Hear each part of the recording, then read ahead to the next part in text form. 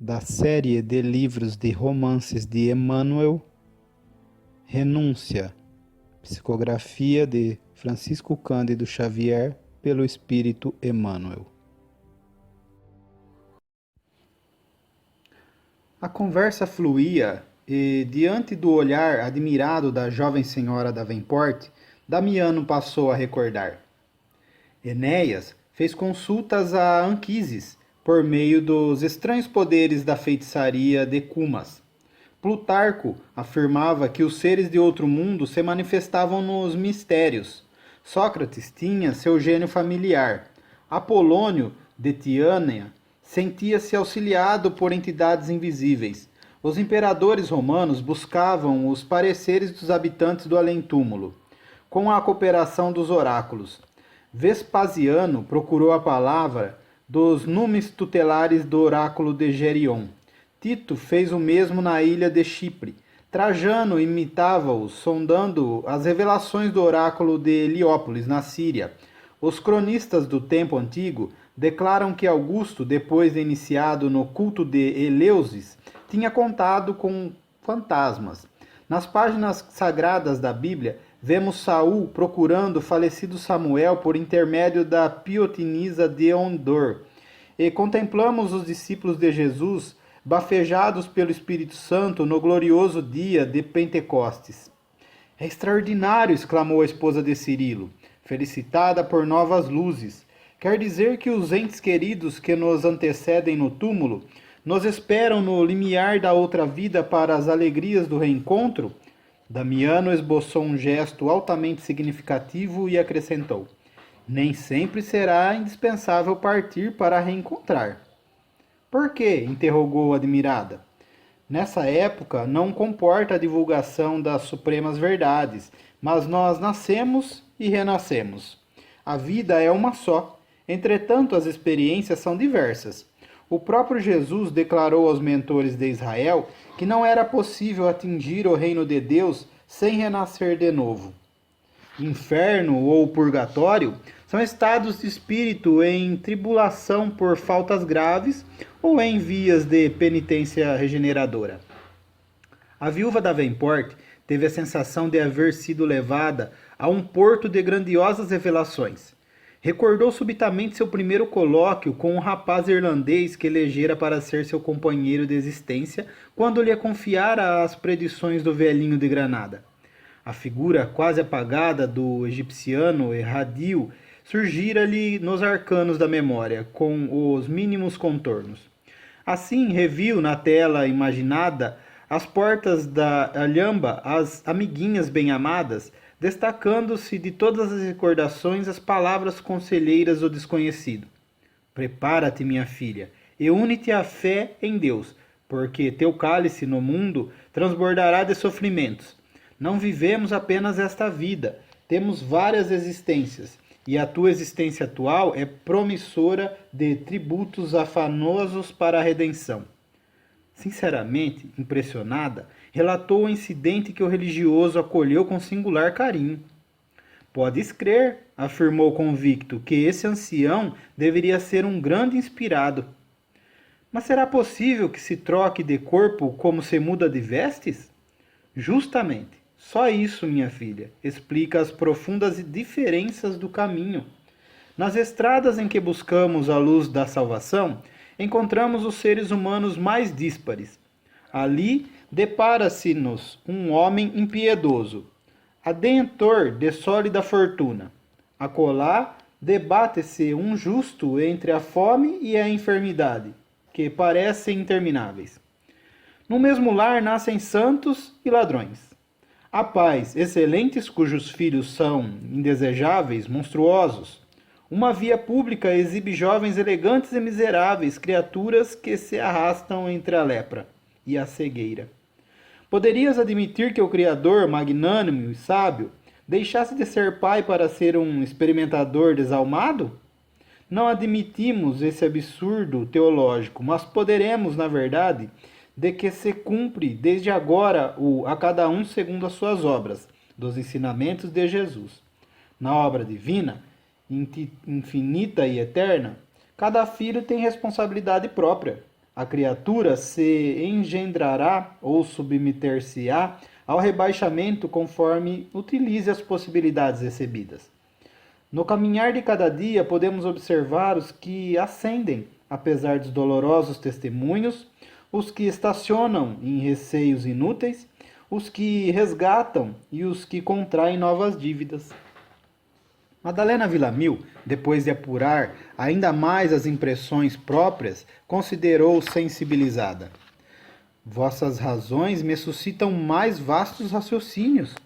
Às vezes, padre, sonho com assembleias que me forçam a decisões prejudiciais com praças armadas e onde minha voz ordena ações cruéis.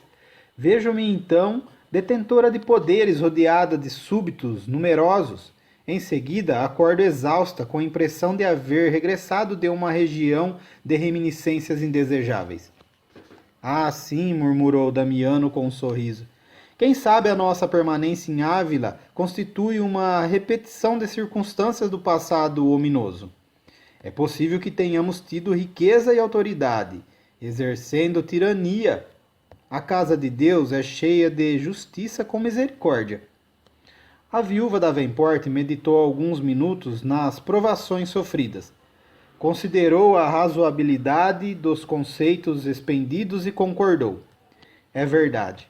Minha existência parece obedecer a esse plano de tributos expiatórios. Desde criança venho observando que nas situações decisivas sou obrigada a curvar-me às circunstâncias. Nos grandes lances tenho a impressão de que minha vontade é anulada por misterioso poder. E és muito feliz em não obedecer, minha filha. Entretanto, padre, as mágoas são muitas e rudes. Mas se o esforço divino de Jesus foi aureolado no Calvário, quem poderá pensar na glória celeste sem a coroa de espinhos? As pessoas felizes costumam não ter história, e quando a possuem, nem sempre registram episódios mais dignos. Com essa ideia, não quero dizer que devamos andar no mundo como aventureiros do sofrimento, em farragem de trapos e lamentos. Mas desejo realçar o valor das lutas incruentas do coração, que temperam o caráter e iluminam a vida. A maioria dos santos esteve indecisa até que o testemunho redentor, pela dilaceração de si mesmos, lhes abriu os horizontes infinitos da eternidade. Nascemos e renascemos, até que possamos encontrar asas de sabedoria e de amor para os voos supremos. Vossas ideias a respeito da pluralidade de existências, disse Madalena, traduzem imensas consolações. Depois que voltei da França, já fui 2 vezes à igreja de Santo Tomás assistir aos ofícios religiosos, mas nunca poderei definir as emoções que me assaltaram ao contemplar-lhe as imagens antigas. Ao ajoelhar-me próximo do púlpito, a grandeza do velho templo parecia revocar-me a lembranças imprecisas de outras eras, que eu não conseguiria definir. Terminada a missa, visitei todos os altares e extasiei-me na contemplação do velho claustro. Poderosas impressões dominaram-me o pensamento. Fiquei convencida de que cada coisa ali me era familiar. Contudo, quando menina, no internato, raras vezes visitei esse templo e nunca experimentei tais sensações. Sim, considerou Damiano em atitude de funda reflexão. A igreja e o claustro de Santo Tomás têm sua história longa e estranha. Ali foram tomadas muitas deliberações importantes nas reuniões dos reis católicos com os membros do Santo Ofício. Houve uma pausa e logo a moça interrompeu. Já que essas teorias tanto edificam, por que não cuida a igreja de as divulgar? Por enquanto, não devemos pensar nisso. Essas revelações espirituais nos chegam da mais remota antiguidade, mas a Igreja Católica não poderá tão cedo espalhar o clarão dessas verdades confortadoras. A noite que desceu sobre nós ainda não terminou. Mas acaso não se trata de consolações divinas? Sim, mas nossa crença tem sua base no terror da tirania religiosa e não na liberdade sublime do Evangelho. Se Jesus voltasse agora à terra, seria perseguido como impostor, com suplícios talvez maiores que os da cruz. A barca de Roma é diferente da barca da Galileia. Na primeira, temos sacerdotes ambiciosos e insaciáveis. Na segunda, tínhamos pescadores. Em Roma, esplendem palácios, enquanto em Belém fugia a manjedoura.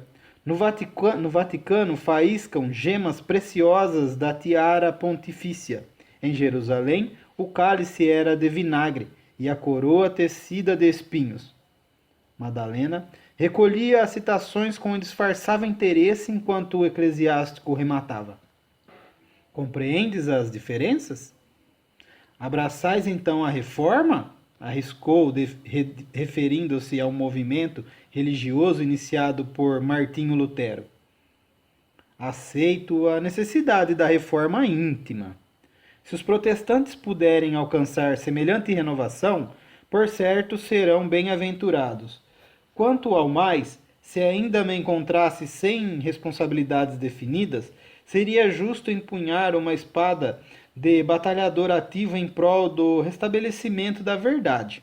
Contudo, se Deus me chamou ao labor do ministério católico, devo obedecer, compreendendo que o meu combate é no silêncio e na meditação, longe dos olhos indiscretos do mundo.